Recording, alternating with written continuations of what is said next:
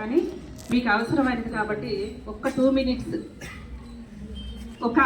అనగనగా ఒక చీమ ఉండేదంట. ఆ చీమ ఎప్పుడూ కష్టపడుతూ పనిచేస్తూ తన కోసం ఆహారాన్ని సంపాదించుకుంటూ ఉండేది. అక్కడే ఒక మిడత కూడా ఉండేదంట. అయితే ఆ మిడత ఎప్పుడు చక్కగా పాటలు పాడుకుంటూ డ్యాన్స్ చేసుకుంటూ ఎప్పుడు ఎంజాయ్ చేస్తూ ఉండేది. ఈ చీమ కష్టపడుతుంటే ఆ మిడత చూసి, ఎందుకు ఎప్పుడు కష్టపడుతూ ఉంటావు, చూడు నేను ఎలా ఎంజాయ్ చేస్తున్నానో, నాలా నువ్వు ఉండొచ్చు కదా అని చీమతో అన్నప్పుడు ఆ చీమ ఏమన్నది, నేను ఇప్పుడు వేసవికాలం రాబోయే వర్షాకాలం కోసం నా కోసం ఆహారాన్ని నేను సమకూర్చుకుంటున్నాను అని చెప్పిందంట.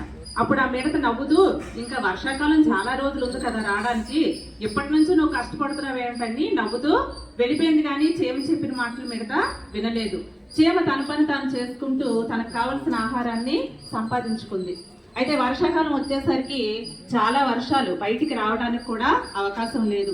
ఆ సమయంలో చీమ ఆహారాన్ని సంపాదించుకుంది కాబట్టి తను చక్కగా తన పుట్టలోనే ఎక్కడో కూర్చొని ఆహారాన్ని తింటూ ఉంది.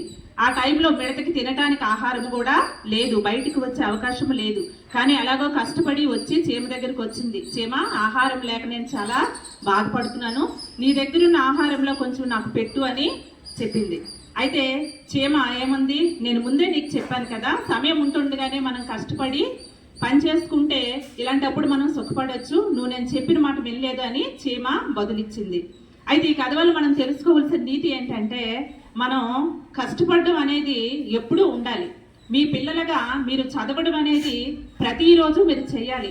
మనం శ్రమ పడితేనే ఇప్పుడు ఆ ఫ్రూట్ అనేది మనకి ఫ్యూచర్లో వస్తుంది. ఇప్పుడు ఆ ఫలితం మనకు తెలియపోయినప్పటికీ ఆ ఫ్రూట్ అనేది మీకు ఫ్యూచర్లో వస్తుంది. ఎప్పుడో ఎగ్జామ్స్ కదా, ఇప్పటి నుంచి ఎందుకులే ఆడుకోవచ్చు, పాడుకోవచ్చు, ఎంజాయ్ చేయొచ్చు, ఎగ్జామ్స్ ముందు చదువుతామనే ఆలోచన మీలో ఉండకూడదు. ఎప్పుడు చెప్పిన పాఠాలు అప్పుడు కంప్లీట్ చేసుకోవాలి.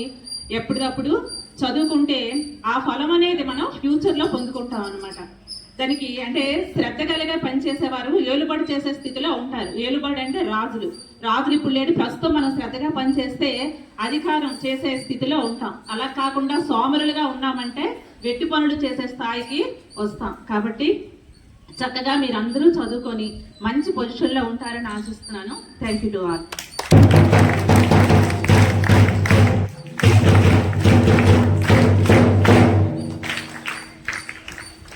థ్యాంక్ యూ మేడం గారు, మంచి మోరల్ స్టోరీ చెప్పారు.